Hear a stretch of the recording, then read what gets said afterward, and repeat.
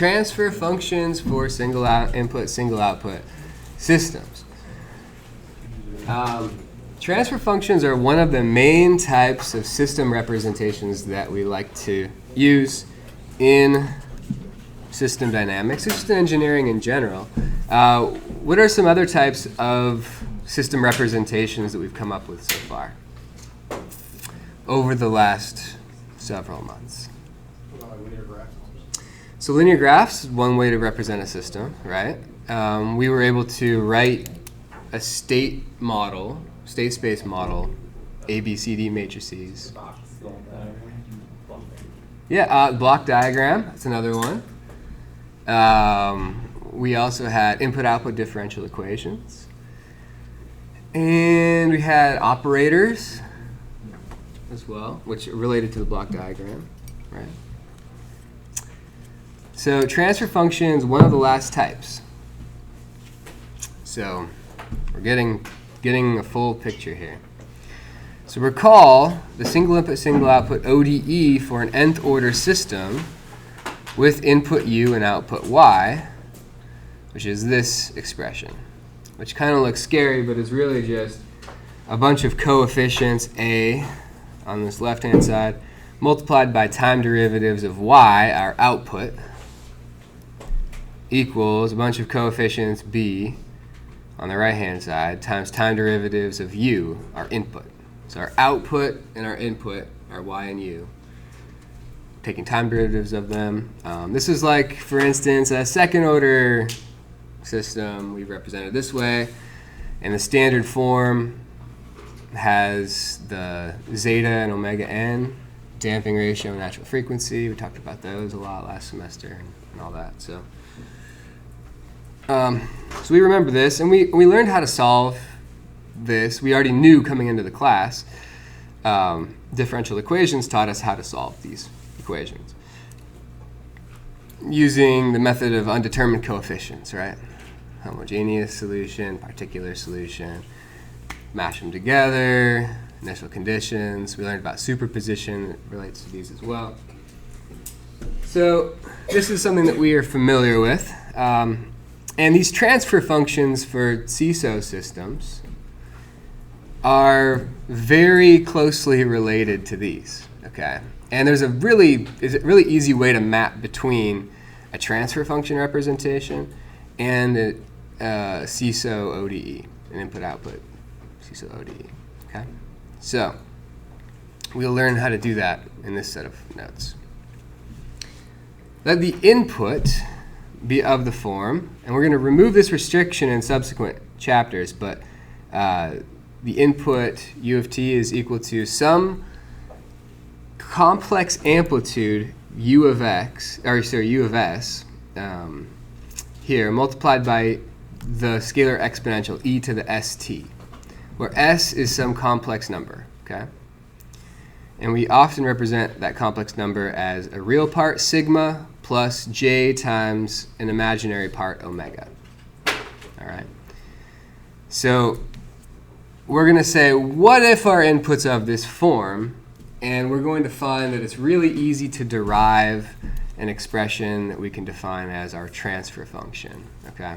And in subsequent lectures, we'll discover that the Laplace transform can also be used to define a transfer function, but it's kind of easier to define it this way first, and we can do a lot of things with exponential inputs. So we'll start with that, okay? Also, sort of to give away one of the ahas in the class, this s, this complex number s, is going to be equivalent to the Laplace transform variable s. Even though we haven't yet defined Laplace transform to Laplace variable s, it's going to be equivalent to it. So we suggestively name it s, and just like we suggestively named the derivative operator capital S, and it's related to this little s as well, they have essentially the same function, same role. Even though they're mathematically different objects, effectively you can treat them kind of the same. So a lot of this is going to look really familiar. You guys are going to be like, how many times are we going to re-slice the same pie in different ways? It just so happens that thinking about it in terms of different ways of slicing it can be useful sometimes. So we'll try to learn all the ways and then try to know when to apply the different ones. So the method of undetermined coefficients yields the assumed form of the particular solution of the equation to be this, because remember that the form of the input determines what the form of the solution is going to be for the method of undetermined coefficients. And so what we do is we say, okay, well, the particular solution must be of this form, some complex amplitude y of s times e to the st. You may recall from your differential equations class that the easiest inputs on your right-hand side to deal with are exponentials. They're very easy to deal with because, well, the exponential is very fundamental to differential equations anyways. It's sort of the foundational way that we solve a lot of differential equations, especially linear differential equations. Okay, so y of s is unknown, and we're going to plug in to check to see, is this a solution? Like we always do, right? We always do this when we use the method of undetermined coefficients. So I'm not doing something new here. I'm actually just doing something old. I'm just saying, what if our input was an exponential with a complex number in front of it, which we typically would be thinking in terms of real numbers. So complex numbers adds a little bit of a dimension to it we haven't seen, but it actually works pretty much the same as it does with the real amplitude. So we plug it into star. So star was this IO differential equation. So we plug in our y and we plug in our u. So we said u is of this form here, so we plug in u. And we also plug in y, what we assume to be our solution. And the left-hand side becomes all these constants again, these coefficients, a, multiplied by these time derivatives of the expression that we plugged in for y, right? So plugged it in, and we also plugged in u as well. And what we get out is the following. Let's consider the first one here. So we have an, and then does y of s depend at all on time? No. It's a function of s. So when we take the derivative with respect to time, it's just a constant, right? So, and this happens on every single term, y is a constant. So let's just right now say, okay, we're going to factor y of s out of every term, and we're going to put it up here on the front, so I'm not going to write it in each term. So what's remaining? We have the nth time derivative of e to the st, okay? What is the nth time derivative of e to the st? 1 divided by s and e to the st? So it's just chain rule, right? So derivative of e to the x is just e to the x dx, right? And so you have to take that derivative of the exponent as well. So the derivative of st is just s. Time derivative of st is just s. So we multiply this by s for every time derivative here. So we're taking n time derivatives, and so we have s to the n, and then it's going to be times e to the st, but once again, e to the st is going to show up in every term, so we'll factor that out too. So what's left is, now the next term is going to be very similar, a n minus 1, s to the n minus 1, plus all the way down to a1 s to the 1 plus a 0 doesn't have an s because there was no time derivative on that one.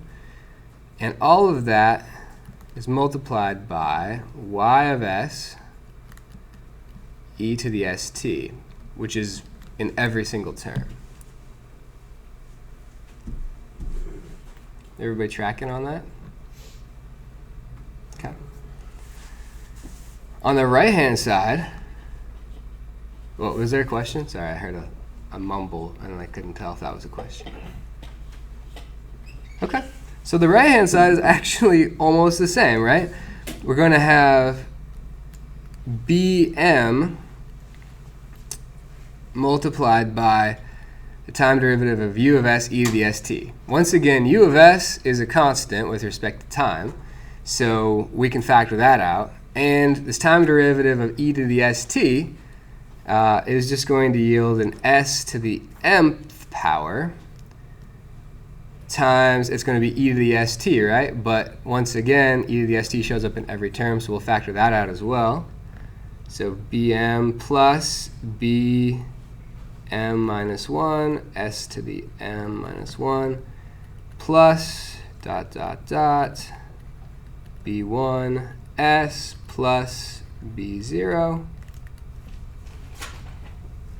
times u of s, which was in every term, right? My u's really suck today. Wow. Still not very good. I give it a B. Okay.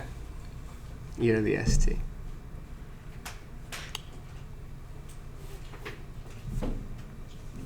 So it turns out that my sarcasm is a little too subtle right before I go to bed at night. Because I tweeted out something last night that was, it was just, yeah, it was a joke. It was a joke. I was just being sarcastic. I said, I was skeptical at first, but I was skeptical at first, but I'm really coming around to Trump or something like that. These first couple weeks has really made me appreciate him or something like that. And then it's so funny because a couple people recognized it as sarcasm, and then a couple people totally did not. And so that was fun, having that response. So my mom really liked it. And I was like, no, that wasn't what I meant. Christmas was fun. Okay, so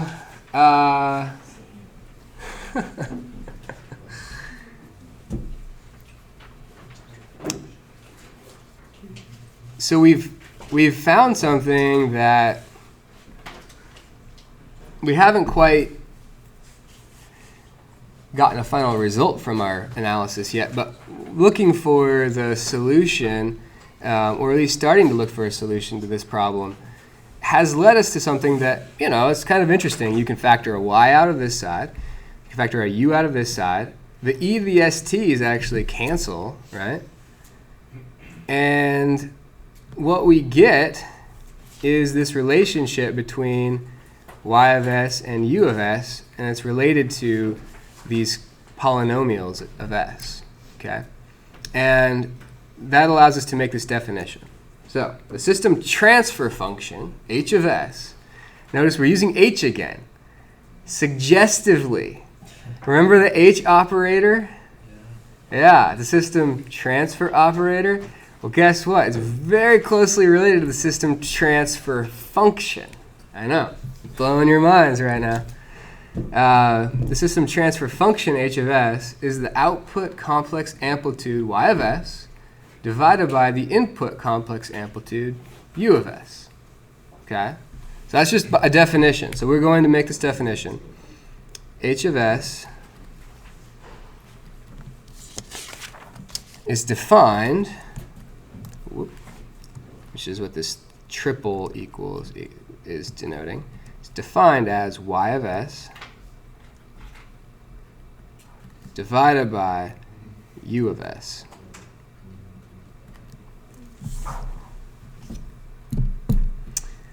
And if that's our definition, of our transfer function, then we can look at star star and solve for it pretty easily, right? So y over u, we just divide both sides by u of s. So we have y over u, and then divide both sides by this polynomial here, right? And we have the transfer function. So from star star, we have that h of s is equal to the input polynomial bm s to the m plus bm minus 1 s to the m minus 1 plus all the way up to b1 s plus b0 divided by an s to the n. So this is the output polynomial a n minus 1 s to the n minus 1 plus b1, or sorry, a1 s plus a0.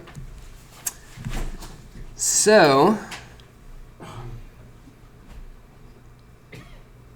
let's say that we wanted to know what the transfer function was, and we knew what the input-output differential equation was. So way back up here, say we had this, and we wanted to write the transfer function. Would that be difficult to do? So if you have the input-output differential equation, you know what all these coefficients are, right?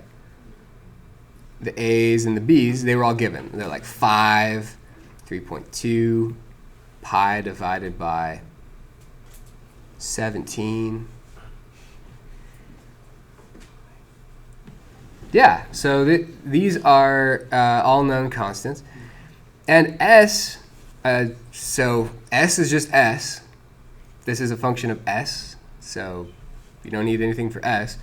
And then s raised to the power, all you have to know is what the power of the derivatives are. So if you have a second derivative, you're going to have an s squared. So if you have 5 times y double prime or double dot or whatever, so second time derivative, and you would have 5 s squared in the denominator, right? So if it was y, that would be in the denominator. The u terms would be in the numerator. Okay? So we say oftentimes, we'll say this, we'll use this terminology. The transfer function is the output divided by the input. Okay? What we mean by that is the transfer function is the complex amplitude of the output divided by the complex amplitude of the input. But we have this tendency to just abbreviate that and say it's just output over input. So this is really easy. I mean, it's just another way of writing it. We're going to define a couple things about the transfer function that are just going to be familiar to us. And we aren't going to really use it to its full capacity until we get into the last chapter of the book. But we're going to use it in the coming chapters as a system representation. We aren't going to see its true power until the last 2 chapters of the book. So there's a chapter on sinusoidal inputs, and that's chapter 14, I think. And that's going to be where we'll start to see the power of it, and we'll see a lot more of the power of it in chapter 15 on frequency response. But for now, it's just going to be yet another system representation. Okay? And you'll have to trust me that it's useful. I would say it's probably, it's a favorite. People really like transfer functions. I think that a lot of folks like it because they don't have to deal with differential equations. Notice that this representation doesn't have any derivatives in it. Pretty nice. Not that we need to be scared of them, but yeah. And what we're going to see is that S is actually a Laplace transform variable, and we can use this, although we won't do a lot of it in this class, we can use this to solve the system as well. We don't focus on that in this class, but we will do it. You'll have some homework on it. So we often represent this in a block diagram as follows. So we've got an input coming in, which is u of t equals this complex amplitude u of s, e to the st. Goes into the block, into the system, and this system can be represented by the transfer function, which is just the output, complex amplitude, remember, divided by the input, once again, complex amplitude. So output over input. And then the output, so this is the particular solution, and that is important to remember, that this is the particular solution, and it does not take into account initial conditions. It's y of s e to the st, okay? Now, it is also true that y of s from this relationship here, it's just an algebraic relationship. Y of s is equal to h of s times u of s, right? So we can actually just plug in h of s times u of s, e to the st. And this form here is actually, it's actually a pretty important form as well.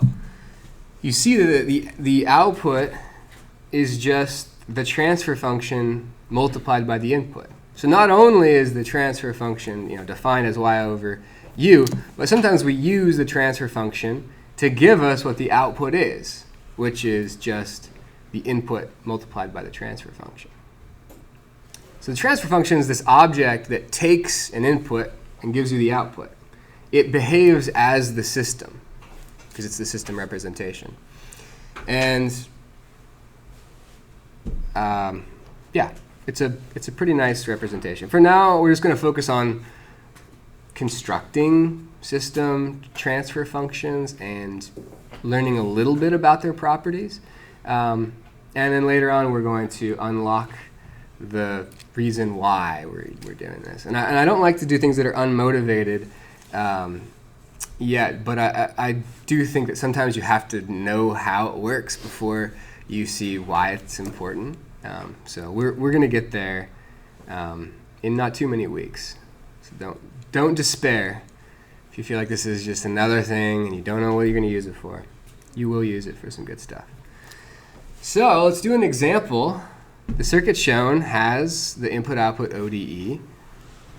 This. Now, this isn't how we would construct the model, right? When we construct a model with linear graphs, we typically would end up with since this is a second-order system, what is the, how many state variables would we need? Two state variables to represent it. So 2 state variables, and our A matrix would be a what by what? 2 by 2. And so I say, what is the transfer function between Vs and VL? Vs is clearly an input, it's the source, and VL is clearly the output then, because a transfer function always takes an input to an output. Okay? So we want to know the transfer function between Vs and VL. So that means that VL is the output. So if we were going to write a state model for it, we would find that our C matrix had what dimensions? Well, it's definitely a 1 by something because we only have one output, right? So it's a 1 by 2, right? Because it's 1 by the number of state variables because it has to multiply the x vector. So C would be 1 by 2. So that's how we would represent it if we were going to do this model from scratch.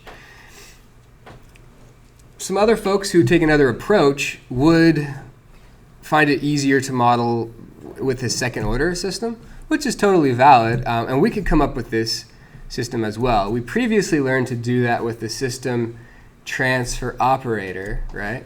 We learned how to go from a state space model to an input-output differential equation like this using that C SI minus A inverse B plus D formula, right? Remember that formula? Hammered on that at the end of last semester so that you guys would be able to go from a state space model to an input-output differential equation model. So let's just say that we did that. And we got this representation here. And we wanted to know what the transfer function is. So the transfer function between VS and VL, I'm going to give you guys a couple minutes to try to work this out. I think that there's actually no work that needs to be done. I think you guys could just write down the answer. So I want to give you guys a minute to think about it.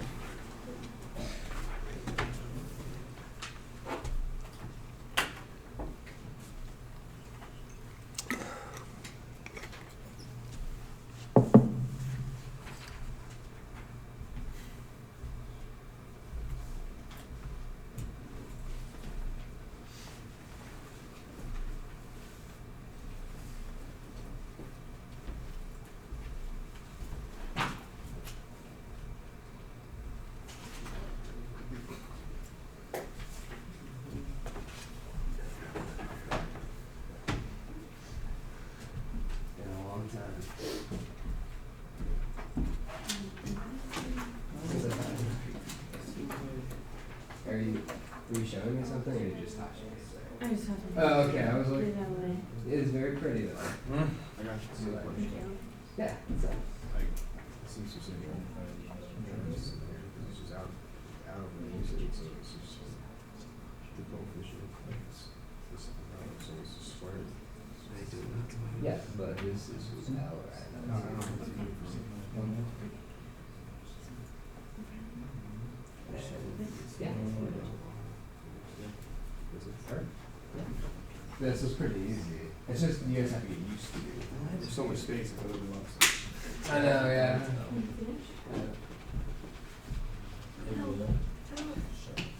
It's just out of the way. Yeah. You're just saying that? Or? I don't know what I'm doing. Okay.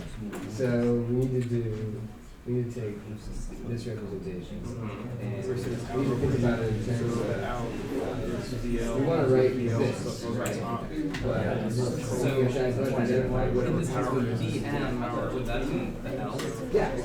Okay, and then the H would be this L.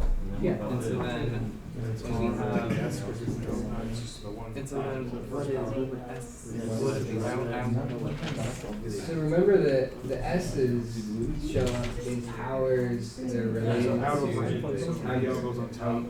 power to power. Already the other way around, sorry. So these ones are all in the denominator, right? So the left hand side always in the denominator. And so this is going to be, so AN, it's actually A2 here because you have the second hybrid. Right. So So it's going to be A2 S to D2, so S squared. And A2 is L. Out to the. Right. There's going to be L S squared. The first Oh, so S is still, is just S? Just S. Oh. Just S. Yeah, S Oh. Question. Okay. stays. Yeah, yeah. Is it out over in or in over out? Is so Out the over complex amplitudes are output over the input. Now the polynomials are actually flipped from that, right? Right. Polynomials are actually going to be the input related polynomial with the b's divided by the output polynomial with the a's. So in this case, because it's the polynomial version, it's VS over VL. It's in over out. But if you were dealing with the complex. So the confusion is that what you have here for h is y over u, which is out over in, right? Right. But that's equal to these coefficients, which are related to the input, divided by Which is actually the output coefficients, right? So Did you just say yes? it is still output over input, complex amplitude. It's just that in order to solve for the output over the input, you have to use the coefficients from the right-hand side on the top and the left-hand side on the bottom. Part of it. Yeah, that's the answer. Anybody else? How's it going here? Good. Would you like help or not? Would you like help? Yeah? So we want to identify S to the M here to come from the right-hand side. In this case. So that's going to be the right-hand side here. So our BM is going to be L. And then our S is going to be raised to the second power because it's the Because this is second input. so the But it's numerator of our transfer function is going to be LS squared. L I'm washed again. S one. Okay.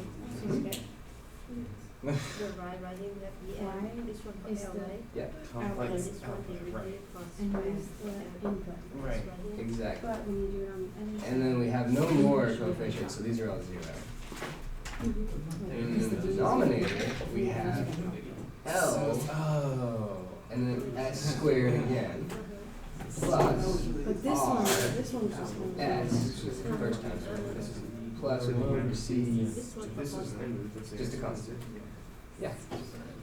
So, Okay, back row, how we doing? and then this. I think I got it. I know. And then when you get So you that. couldn't cancel because, So if you had, right fee is equal My to. hair is getting so long. It's gonna be. I mean, you could cancel. You can't exactly cancel. They were all This is the upside down. Yeah. But yeah, usually in that form is So fine. the right side of the equation is the input then. So I do upside down Yes. one? Okay. Yeah, you have the inverse here. That equation. Well, he wants to know what phi is. That's it. Okay, next one. Yeah. Yeah. Because it was saying that Sorry? Well, Okay, so let's So, look at this is your output right here. the formula that we're going to Multiply use. C by phi by And X. so we need to identify So now you take which your C, term right? was Was this right here, multiplied by the phi. So the V And multiply that by the from the right-hand side. So, So we are. So you can still see L this is one the part goes first on. one. 10 And times. it's going to be L times He'll never pass me. L times S raised to the power of the derivative. So L S squared. So that's the one. So what? And there's no more terms over here, so that's the square. And then No, on this this side, so this is where your A's come That's from. 3 by 3. So this is L S squared Oh, so what's the transfer? plus R S. Yeah,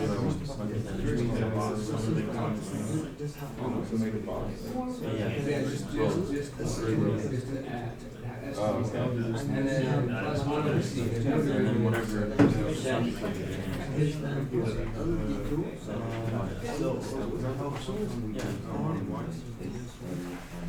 Oh, so the whole question. Oh, okay, so So, yeah, so M is just an And then this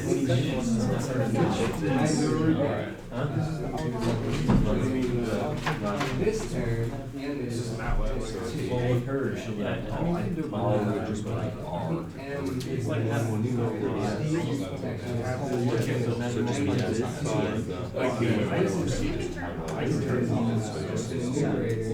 I'm usually good about like looking at it, and it's like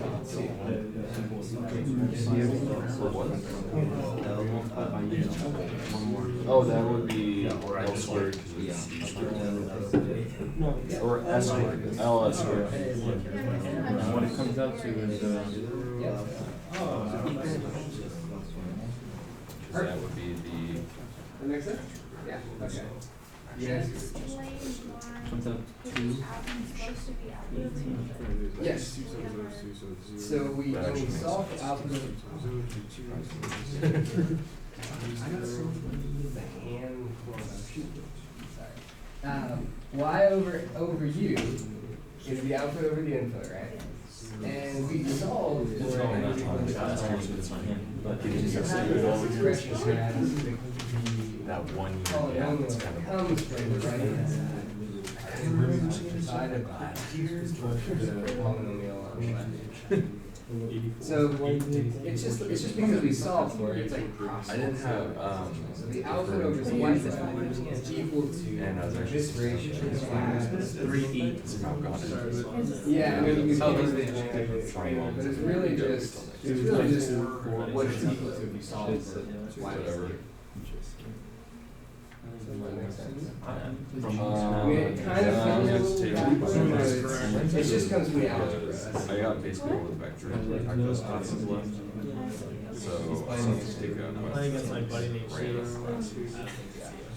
So you get a b times I haven't done, d. If you wanted to know what a over d was, it would be c over and, But algebra. yeah, I mean it's just because when you're on the other side, it's just too easy. Okay, so I think that everyone's got it. Let's go ahead and write down the solution. So h of s is equal to, we'll use the star formula right here, and we'll identify that the b's come from the right-hand side, okay? And the right-hand side is this. And there's only one term on the right-hand side. It's L times the second time derivative of the input, right? And the second time derivative means it's s squared to the second power. If it was the fourth time derivative, it would be ls to the fourth. Okay? Remember, this is a function of s, so we don't need to get rid of s. S will be in the solution. Now, we also have a denominator that comes from the left-hand side. These are the a's in our formula. We have L from this term times s to the what power? Plus r times what? S. Plus, what's the last term? C to the negative 1. Yeah, 1 over c. Good. And there's no s there. You could say s to the 0, which is just 1. Or you could just recognize that there's no derivative on this term, so there's no s. Okay. Whew. We got it. That should be the last question on the midterm. Yeah? Oh, we're just getting started. We're just playing softball right now. Just getting started. I didn't quite mean for it to sound that way. That was I didn't mean to be derogatory towards softball. I think it's an expression. Now we're going to play hardball. I don't know. Well, I apologize if that offended anyone. Maybe I don't have to anymore. Is it okay now? No. Can I just air anything that I want and just be cool with that? Try it on Twitter first. See what happens. Okay. Just to clarify, I think softball is a great sport, and St. Martin's has a great softball team. I did not mean it in the sense of the sport. I meant it in the sense of the expression, which probably has roots in sexism. So I now realize that and recant fully.